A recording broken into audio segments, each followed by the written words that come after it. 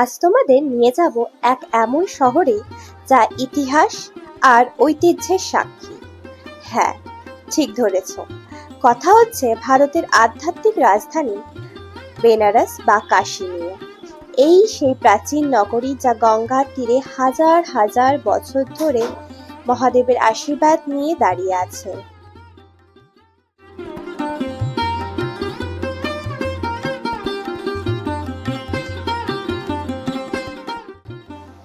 Welcome back to our channel backpack and blog. So আমরা আজকে চলে এসেছি বেনারসের ঘাট।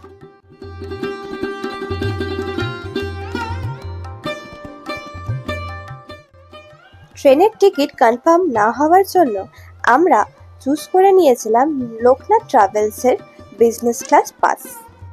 আমাদের ভাড়া 1450 লেগেছিল অবশ্যই, কিন্তু এই বাসের ভাড়া আপ ডাউন করতে থাকে, তোমরা রেড বাসে চেক করে নিতে পারো। আমাদের আপার ডেকে ডাবল সিট ছিল। এই বাসটা পুরোপুরি স্লিপার, 1+2 সিট। বাসে উঠতেই আমরা পেয়ে গেছিলাম দুটো 1/2 লিটারের মিনারেল ওয়াটার, তার সাথে টুকটাক খাওয়ার জন্য স্ন্যাক্স, সেটা আবার জাস্ট প্যাকেট।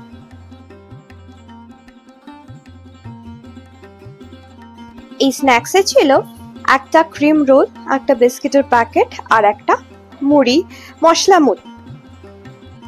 এই বাসটি প্ল্যানেট থেকে ছেড়ে সেকেন্ড হুগলি ব্রিজ, সাঁতরাগাছি, ডানকুনি, বর্ধমান হয়ে বেনারসে পৌঁছায়। তো আমরা এসে পৌঁছে গেছি বেনারসে বাস স্ট্যান্ড পেছনে ওখানে নেমে আমরা টোটো ধরে ফেলেছি আমাদের গন্তব্যস্থল যেখানে আমরা থাকবো। আমরা বাইরে 2 দিন বেনারস থাকবো। তো বেনারসে কোথায় থাকছি, খাচ্ছি, কি করছি, তার জন্য পুরো ভিডিওটা ফার্স্ট টু লাস্ট একদম দেখে নিও। আর দেখার আগে চট করে ওই সাবস্ক্রাইব বাটনে ক্লিক করে দিও। তো আমরা টোটো থেকে নেমেছি হচ্ছে পিডিয়াতে, যেখানটা সিনেমা হল ছিল আগে, এখন নেই। ওখান থেকে নেমে আমরা নিয়ে নিয়েছিলাম আরেকটা রিক্সা। টোটো আমাদের বাস স্ট্যান্ড থেকে টোটো ভাড়া নিয়েছে 200 টাকা। সকাল সকাল আমরা সত্যি বার্গেনিং করিনি একদমই। আর তারপরে ওখান থেকে যে রিক্সাতে আসবে সেটা নিয়েছে 50 টাকা। এই যে রাস্তাটা দেখতে পাচ্ছেন, এই রাস্তাটা দিয়ে আমাদের হেঁটে যেতে হবে, কারণ এখানে আর 2 হুইলার ছাড়া আর কোনো রকমের গাড়ি এখান দিয়ে যায় না। তো চলো, আই এম সো এক্সাইটেড। আমি তো প্রথমবার বেনারস এসছি। এখনও দোকানপাট এখানে কিচ্ছু খোলেনি, সব বন্ধ রয়েছে। এখন ঘড়িতে বাজে হচ্ছে 9:10। I am very excited.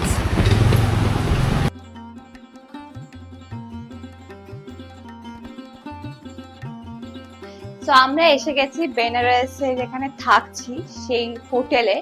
এটা হচ্ছে আমাদের রুম। আর সবার আগে বলে দিই, আমরা আছি হচ্ছে রঘুবীর টেম্পলে, হোটেলটার নাম এটা। ভাববেন না যে আমরা মন্দিরে রয়েছি, যাই হোক। তো আমাদের এখানকার আমরা এখানে 2 দিন থাকবো। তো 2 দিনের জন্য আমার মনে হয় এই যে ছোট্ট রুমটা একদম কোজি টাইপের একটা রুম। জাস্ট এখান থেকে এন্ট্রি করতেই দুজনের জন্য এই বেডটা রয়েছে দরজার ঠিক উল্টো দিকে, যথেষ্ট কমফোর্টেবল, দুজনের জন্য বেস্ট একটা বেড।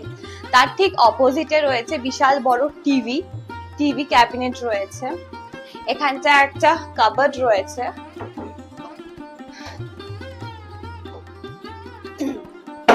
কাবার্ডের ঠিক পাশে একটা ড্রেসিং এর বিশাল বড় আয়না ড্রেসিং এর জন্য রয়েছে। আর হ্যাঁ বলে দিই যে বেডের দুদিকে রয়েছে টি টেবিল, আর তার সাথে প্লাগ পয়েন্টের সুবিধা রয়েছে, তাহলে তোমাদের চার্জিং বাগেরা এটার কোনো অসুবিধা হবে না।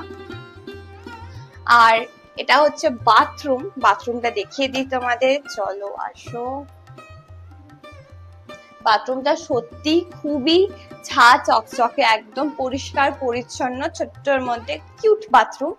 আর গিজার তো অবশ্যই রয়েছে, তো যাদের গরম জলের দরকার পড়ে তাদের জন্য আমি বলবো যে অসুবিধা হবে না।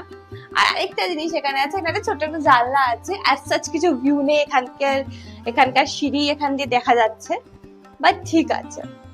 এই রুমটার চার্জেস নিয়েছে হচ্ছে 1500 টাকা পার ডে। আমরা মেক মাই ট্রিপ থেকে বুক করেছি, তোমরা যেখান থেকে ইচ্ছা বুক করতে পারো, ডাইরেক্ট ওদেরকে কল করেও বুক করতে পারো। অবশ্যই চার্জেস ভ্যারি করবে, আমরা কখন মানে তোমরা কখন আসছো সেই অনুযায়ী।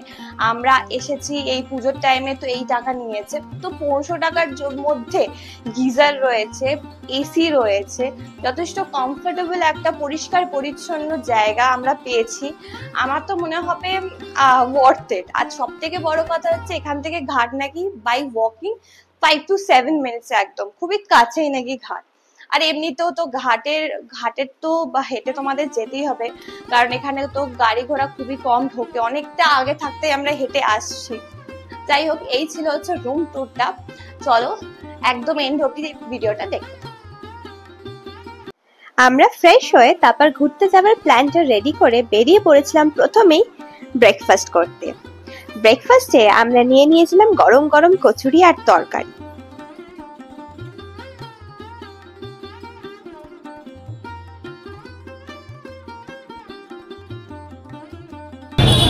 বেনারস এসে যদি কচুরি না খেয়েছো তাহলে কি খেয়েছো?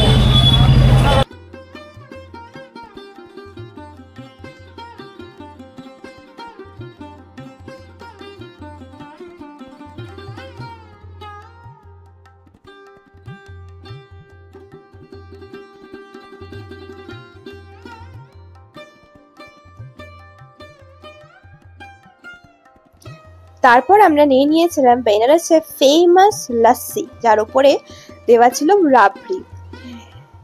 কুনাল খেয়ে এতটাই বাকরুদ্ধ হয়ে গেছিল যে এটা অ্যাকচুয়ালি বলছেও ব্যাপক লাগছে খেয়ে।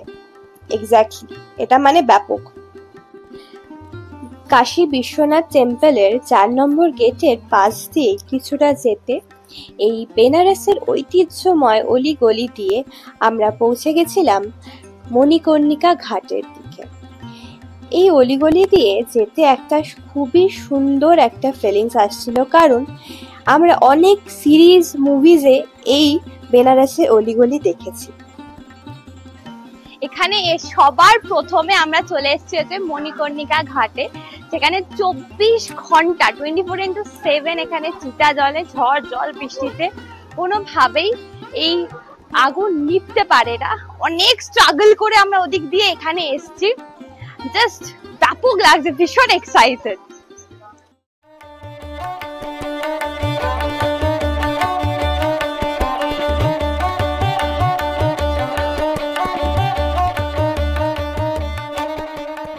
আমাদের হোটেল থেকে কাছাকাছি ছিল হচ্ছে মণিকর্ণিকা ঘাট। তো আমরা মণিকর্ণিকা ঘাট থেকে এদিকে এসেছি হচ্ছে সিন্ধিয়া ঘাটে। এখান থেকে পরপর এইদিকে ওইদিকে পুরো ঘাট কানেক্টেড রয়েছে। তোমরা চাইলে ঘাটের এখান থেকে তোমরা হেঁটে হেঁটে যেতে পারো। আর ওই পাশটায় রয়েছে মণিকর্ণিকা ঘাটের ওই দিকটায় রয়েছে হচ্ছে আরশি ঘাট, দশাশ্বমেধ ঘাট, আরও যা যা ঘাট খুব ফেমাস ঘাট রয়েছে ওটা ওই দিকে আছে। কিছুক্ষণ ঘাটে বসার পর আমরা টোটো নিয়ে চলে গেছিলাম কাল ভৈরবের মন্দিরে। কাল ভৈরবের মন্দিরে ঢোকার আগে অবশ্যই আপনারা কত টাকার কি ডালা নেবেন বার্গেনিংটা দয়া করে নেবেন, না হলে ওরা প্রচুর টাকা জিনিসপত্র একসাথে গছিয়ে দিচ্ছে। এই ডালা নিয়ে আমরা অলি গলি দিয়ে আবার চললাম কাল ভৈরবের মন্দিরের দিকে। ডালা নিয়ে 5-7 মিনিট হেঁটে আমরা পৌঁছে গেছিলাম কাল ভৈরব মন্দিরে। আজকে ছিল নবমী। নবমীতে আমরা পৌঁছে গেছিলাম কাল ভৈরব মন্দিরে পুজো দিতে।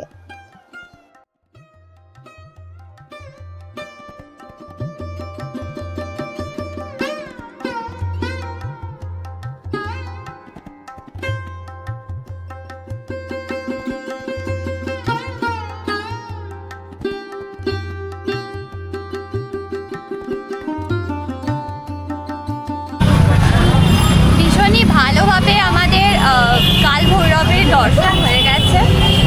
একটু ভিড় ছিল, খুব একটা ভিড় না, একটু ভিড়ের মধ্যে খুবই সুন্দর করে দর্শন করেছি আমরা। দুপুর 12টার আগে আপনারা আসবেন, কারণ মন্দির বন্ধ হয়ে গেলে আর দর্শন করতে দেবে না। তাড়াতাড়ি চলে এসে আবার 2টোর পর থেকে মন্দির আবার খোলে। আমরা এসে গেছি সারনাথ টেম্পলে। এখানে বুদ্ধা মূর্তি রয়েছে, বিশাল আকৃতির বুদ্ধার মূর্তি রয়েছে। হয়তো কনস্ট্রাকশন চলছে এখানে, তাই জন্য ওখানে বাস দেওয়া রয়েছে। আজকে মোটামুটি ভিড় আছে, খুব একটা আহামরি যে ভিড় তা নয়। আমাদের যেখান থেকে কাল ভৈরব মন্দির থেকে বেশ কিছুক্ষণ লাগলো, 45 মিনিটস অ্যারাউন্ড লাগলো এখানে আসতে। আর খুব সুন্দর এখানে গার্ডেন করেছে, আর কোনো এন্ট্রি ফি কিন্তু লাগে না এখানে। তোমরা প্রবেশ অবাধ, তোমরা আসো, সুন্দর এই জায়গাটা দেখে।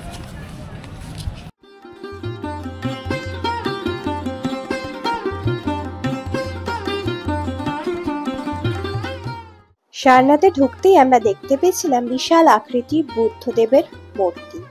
তারপরে কিছুটা যেতেই এখানে একটা ছোট্ট মন্দির বা প্যাগোডা করা ছিল। সেই প্যাগোডায় ছিল বুদ্ধদেবের ধর্মপদদেশের ভঙ্গিমায় অনেকগুলো সোনালী মূর্তি। সবচেয়ে আকর্ষণীয় ছিল বুদ্ধদেবের এই মাঝখানের সোনালী মূর্তিটি। বুদ্ধদেব শান্তির প্রতীক, কিন্তু আমরা দেখতে পেয়েছিলাম এই বুদ্ধদেবের মূর্তিটি রাগের ভঙ্গিমায় ওখানে প্রতিষ্ঠিত রয়েছে। সারনাথ থেকে বেরিয়েই আমরা চলে গেছিলাম পান খেতে। ওখাইকে পান বেনারস ওয়ালা। হ্যাঁ হ্যাঁ, পান, বেনারসের পান হচ্ছে সব থেকে ফেমাস। তো চট করে পান খেয়ে আমাদের মনটা সত্যি ভরে গেছিল। কত কিছু দেয় একটা পানের মধ্যে এরা, মানে পানটাকে এত স্পেশাল করে দেয়। ও অসাধারণ লেগেছিল খেয়ে।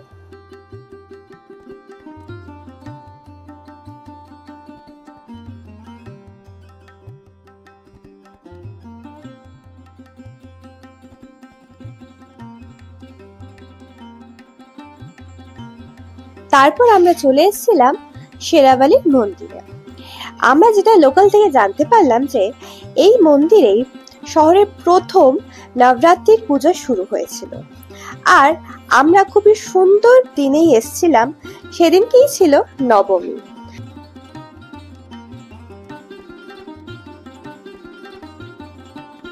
তারপর আমরা চলে গেছিলাম মহামৃত্যুঞ্জয় মন্দিরে। এখানে যে এসে জানতে পেরেছি যে এই যে মন্দিরের ভেতরে একটা মস্ত বড় কুয়ো আছে। এই কুয়োর জল খেলে পেটের যা সমস্যা সব নাকি ঠিক হয়ে যায়। তোমরা চাইলে ওখানে মন ভরে জল খেতেও পারো আর বাড়ির জন্য নিয়েও আসতে পারো। কিন্তু মন্দিরের ভেতরটা আমরা ভিডিও করতে পারিনি, যেহেতু সব মন্দিরে ক্যামেরা বা ফোন অ্যালাউ ছিল না। এই সেই মস্ত বড় কুয়ো, যেই কুয়োর জল খেলে তোমাদের পেটে সব রোগ সেরে যাবে।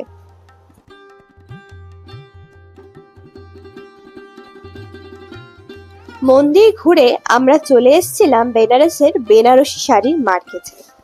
এখানে প্রচুর স্টক রয়েছে বেনারসি ছাড়াও এখানে হ্যান্ডলুম, টিস্যু, ছেলেদের পাঞ্জাবি, কুর্তা, মেয়েদের চুড়িদারের পিস প্রচুর পেয়ে যাবেন। আর আমরাও এখান থেকে কিনে ফেললাম ব্রাইডাল বেনারসি। আমার কাছের একজনের বিয়ের জন্য কিনে নিয়েছিলাম।